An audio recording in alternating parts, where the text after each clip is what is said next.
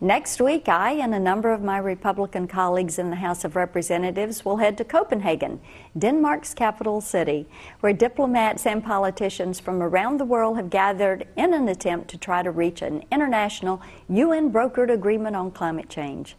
If President Obama has his way, the Copenhagen conference will produce mandatory emissions limits that will destroy millions of American jobs and damage our economic competitiveness for decades to come.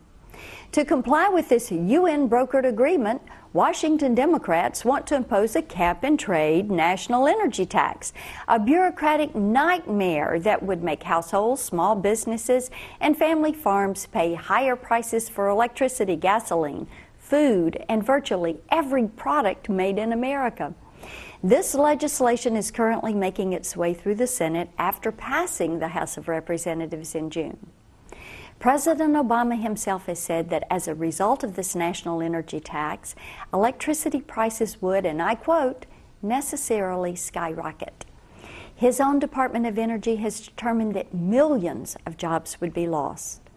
Since Democrats in Congress have failed to get a cap-and-trade bill to the president's desk ahead of the Copenhagen summit, President Obama took unilateral action this week to pile more regulation on the backs of families and small businesses in the name of combating global warming. On Monday, the president's EPA administrator, Lisa Jackson, took the first step toward imposing costly new regulations on businesses for emitting carbon. My bill, H.R. 391, would stop the EPA.